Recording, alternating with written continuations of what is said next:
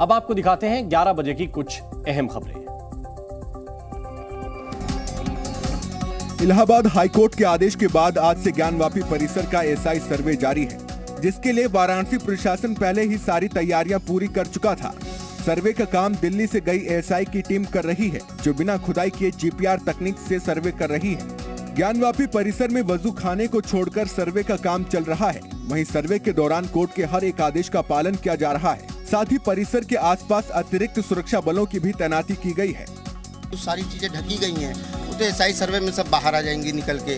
वो सब सारा मेरा हम लोगों का बचपन, ये जबरदस्ती का है, ये जबरदस्ती का है और इसको हटना चाहिए, क्योंकि वो हमारा देव स्थान है, ज्योतिर्लिंग है, महादेव का स्थान है, उसको पुनः मंदिर बनना चाहिए।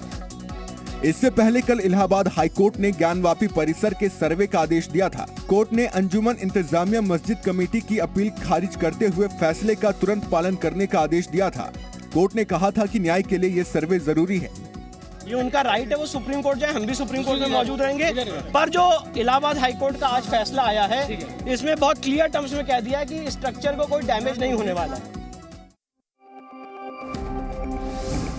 ज्ञानवापी मामले में इलाहाबाद हाईकोर्ट के फैसले के खिलाफ मुस्लिम पक्ष सुप्रीम कोर्ट पहुंच चुका है। ज्ञानवापी सर्वे जारी रखने के आदेश को चुनौती देने वाली मुस्लिम पक्ष की याचिका में आशंका जताई गई है कि एसआई वहां खुदाई का काम कर सकती है। वहीं सुप्रीम कोर्ट आज ज्ञानवापी मामले के सुनवाई योग्य होने को लेकर दाखिल याचिकाओं पर सुनवाई करेगा। हाईकोर्ट का ऑर्डर कल हो गया, कल सुप्रीम कोर्ट में एडमिट हो गया, आज उस पर सुनवाई है। तो जिनको ये पता है कि हाईकोर्ट के ऑर्डर हो गया, उनको ये भी तो पता है कि सुप्रीम कोर्ट में फाइल भी हो गई है। याचिकाकर्ता अंजुमन इंतजामिया मसाजिद की लीगल टीम का कहना है कि उन्होंने शीघ्र सुनवाई के लिए आज सुबह भी सीजीआई से आग्रह किया है। याचिकाकर्ता ने कहा है कि एसआई सर्वे से पूरे मामले पर असर पड़ेगा। सर्वे का विरोध क्यों कर रहे हैं? आपको रहना चाहिए वहाँ पर। किस बात का? आप गलत तरीके अपनाए हैं। वादीगढ़ की जिम्मेदारी थी, एसआई की कौन गलती है? या डीएम साहब या कमिश्नर साहब तो आदेश का पालन कर रहे हैं। अगर ये वादीगढ़ कहते कि नहीं रुक जाइए, उनको भी इत्मीनान हो, अगर मान लीजिए सुप्रीम कोर्ट अंजुमन के लोग मान लीजिए खारिज हो गया तो क्या करेंगे? क्या उसका समर्थन नहीं करेंगे? नहीं। सुप्रीम कोर्ट में वकील निजाम पाशा ने मुख्य न्यायाधीश डीवाई चंद्रचूड़ के समक्ष मामले का उल्लेख करते हुए तत्काल सुनवाई की मांग की थी। उन्होंने कहा कि इलाहाबाद हाईकोर्ट ने एक आदेश पारित किया है। हमने आदेश के खिलाफ एक एसएलपी दायर की है। मैंने एक ईमेल भेजा है। मामले पर तुरंत सुनवाई करते हुए हाईकोर्ट के फैसले पर रोक लगाई जाए। इस पर सीजीआई ने जवाब दिया कि वो तुरंत ईमेल देखेंगे। वहीं हिंदू पक्ष के एक पक्ष ने शीर्ष अदालत में एक कैविएट भी दायर की है, जिसमें कहा गया है कि मामले में उन्हें सुने बिना कोई आदेश पारित नहीं किया जाना चाहिए। हरियाणा के नूंह में हुई हिंसा को 4 दिन बीत चुके हैं, लेकिन राज्य के 4 जिलों में हालात अभी भी तनावपूर्ण बने हुए हैं। नूंह के अलावा पलवल, फरीदाबाद और गुरुग्राम के सोहना, मानेसर और पटौदी में 5 अगस्त तक इंटरनेट और एसएमएस सेवाएं बंद हैं। इन चारों जिलों में पैरामिलिट्री फोर्सेस की 20 कंपनियां तैनात की गई हैं। तो वहीं नूंह में हुई हिंसा के बाद सरकार ने बड़ा एक्शन लिया है। नूंह एसपी वरुण सिंगला का ट्रांसफर कर दिया गया है और नरेंद्र बिजारनिया को नूंह का नया एसपी बनाया गया है। तो वहीं दूसरी ओर हिंसा मामले में पुलिस की अभी तक की जांच में पता चला है कि हिंसा प्लानिंग के तहत की गई थी। गिरफ्तार आरोपियों ने पुलिस के सामने बताया कि उन्होंने भीड़ में शामिल होकर अवैध हथियारों से फायरिंग की, साथ ही ईंट पत्थर और लाठी डंडों से भी हमला किया। वहीं आरोपियों ने पुलिस को बताया कि घटना को अंजाम देने के बाद हथियारों को छिपा दिया गया और अलग अलग प्रदेशों में छिप गए। मामले में अब तक 176 आरोपियों की गिरफ्तारी हो चुकी है। हिंसा मामले में अब तक 55 एफआईआर दर्ज की गई हैं। वहीं हिंसा के बाद लगे कर्फ्यू में आज फिर दोपहर 12 बजे से 3 बजे तक की ढील दी जाएगी। 5 और 5 से ज्यादा लोगों के इकट्ठा होने पर कोई जरूरत नहीं है, कानूनी कार्रवाई हो सकती है। हरियाणा के कई इलाकों में हुई हिंसा के बाद आज शुक्रवार की नमाज से पहले प्रदेश की अलग अलग जगहों पर प्रशासन ने अलर्ट जारी किया है। साथ ही हिंसा के बाद हरियाणा में कई जगहों पर आज खुले में जुमे की नमाज नहीं पढ़ी जाएगी। नूंह में हुई हिंसा के 4 दिन बाद भी राज्य के 4 जिलों में हालात तनावपूर्ण बने हुए हैं, जिसके चलते प्रशासन ने अलर्ट जारी किया है। वहीं दूसरी ओर हरियाणा के अलावा उत्तर प्रदेश में भी जुमे की नमाज को लेकर अलर्ट है। यूपी डीजीपी मुख्यालय से सभी जिलों में अलर्ट रहने का निर्देश जारी किया गया है। हरियाणा में हुई हिंसा और ज्ञानवापी परिसर के एसआई सर्वे के फैसले के बाद प्रशासन ने ये अलर्ट जारी किया है, जिसके लिए यूपी के कई जिलों में अतिरिक्त पुलिस बल की तैनाती की गई है और हर संवेदनशील इलाकों पर पुलिस की नजर है। साथ ही अव्यवस्था फैलाने वालों से सख्ती से निपटने के आदेश दिए गए हैं। पश्चिम बंगाल के कोलकाता में एक बार फिर से जमकर हंगामा हुआ है। दरअसल बेहाला इलाके में एक ट्रक ने 3 छात्रों को कुचल दिया, जिसके बाद उन्हें अस्पताल ले जाया गया, जहां पर डॉक्टर ने उन्हें मृत घोषित कर दिया। बच्चों के माता पिता और स्थानीय लोगों ने विरोध प्रदर्शन करना शुरू कर दिया। उग्र भीड़ ने पुलिस वैन और एक मोटरसाइकिल को आग के हवाले कर दिया और प्रदर्शनकारी पत्थर भी फेंक रहे हैं। तस्वीरों में आप देख सकते हैं कि किस तरह लोग वहां पर हंगामा कर रहे हैं। प्रदर्शनकारियों को रोकने के लिए पुलिस को लाठी चार्ज करना पड़ा और आंसू गैस के गोले दागने पड़े। इसके साथ ही हालात पर काबू पाने के लिए मौके पर आरएएफ तैनात कर दी गई है।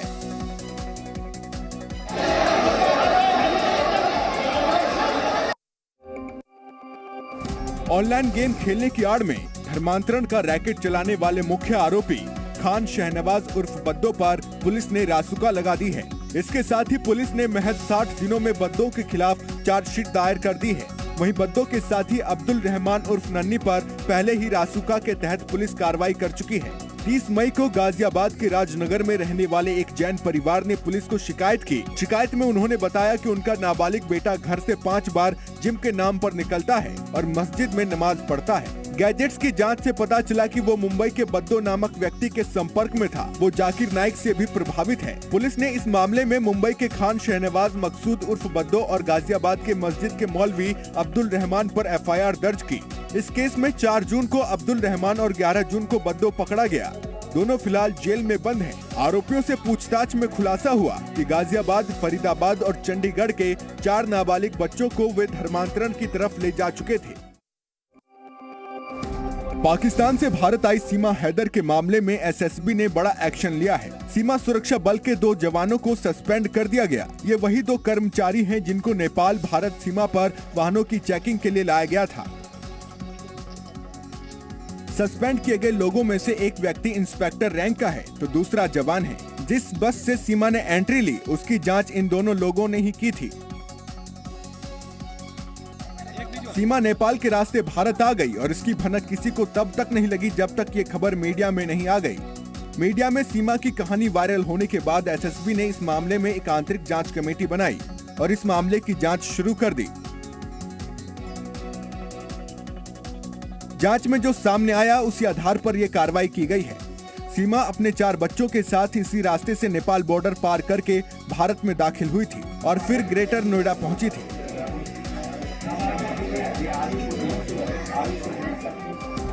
दिल्ली सेवा बिल लोकसभा में ध्वनि मत से पास हो गया है। अब इसे राज्यसभा में पेश किया जाएगा। इस बिल के उच्च सदन में पेश होने से पहले ही केजरीवाल को बड़ा झटका लगा है। मेरे विचार में निर्णय हाँ वालों के प्रश्न और प्रस्ताव स्वीकृत हुआ, क्योंकि बीएसपी ने पहले दिल्ली सेवा बिल पर आम आदमी पार्टी को समर्थन देने की बात कही थी, लेकिन बाद में बसपा ने लोकसभा और राज्यसभा में वोटिंग के दौरान बॉयकॉट का ऐलान कर दिया है। अरविंद केजरीवाल लंबे समय से अलग अलग राज्यों में जाकर विभिन्न पार्टियों से इस बिल के खिलाफ समर्थन जुटाने की कोशिश में लगे हुए थे। उनकी प्लानिंग थी कि इस बिल को राज्यसभा में निरस्त करवा दिया जाए, लेकिन अचानक से कुछ पार्टियों ने इस बिल पर सरकार का समर्थन कर दिया, जिसकी वजह से संसद में नंबर गेम बदल गया। बीएसपी ने वोटिंग से बॉयकॉट करने का ऐलान कर दिया है, तो वहीं ओडिशा के सत्ताधारी बीजेडी और टीडीपी ने इस बिल पर केंद्र सरकार का समर्थन करने का ऐलान किया है। इससे पहले वाईएसआर भी केंद्र को समर्थन देने की बात कह चुकी है, जिसकी वजह से राज्यसभा में भी ये बिल सरकार आसानी से पास करा सकती है।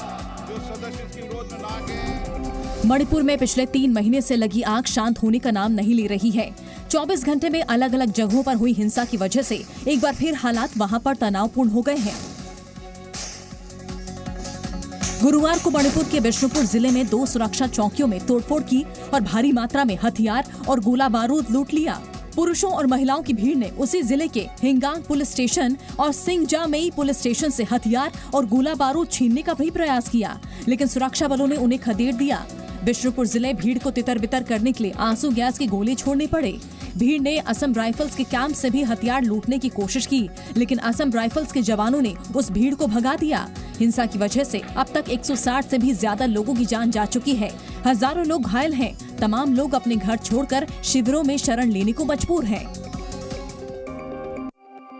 यूपी में एटीएस ने आतंकी साजिश के खिलाफ कड़ी कार्रवाई करते हुए हिजबुल मुजाहिदीन से जुड़े आतंकी को गिरफ्तार किया है। एटीएस उत्तर प्रदेश को सहयोगी एजेंसी से सूचना प्राप्त हुई थी कि एक शख्स अहमद रजा सोशल मीडिया के माध्यम से आतंकी संगठन हिजबुल मुजाहिदीन और पाकिस्तान के आतंकी हैंडलर्स के लगातार संपर्क में है। आतंकी पाकिस्तान के रास्ते अफगानिस्तान जा चुका है। आतंकी कमांडो ट्रेनिंग लेकर वो भारत में आतंकी घटना करने की फिराक में था। अहमद रजा पाकिस्तान, अफगानिस्तान के जिहादी संगठनों से प्रभावित है। हिंदुस्तान में काफिरों और सरकार के खिलाफ जिहाद करना और जमहूरियत की सरकार को हटाकर शरिया कानून लाना चाहते थे। हिजबुल मुजाहिदीन के लिए ज्यादा से ज्यादा लोगों को जिहादी बनाकर अपनी तंजीम से जोड़ने के निर्देश मिले थे। इसके लिए अहमद रजा लोगों से मिलकर और सोशल मीडिया के जरिए हिजबुल में जुड़ने की दावत देता था। आतंकी हैंडलर के कहने पर मुजाहिद साथियों के साथ अहमद 2 बार श्रीनगर, अनंतनाग, जम्मू कश्मीर हथियारों की ट्रेनिंग लेने गया। एहसान गाजी की मदद से अफगानिस्तान जाकर बद्री कमांडो बनना चाहता था।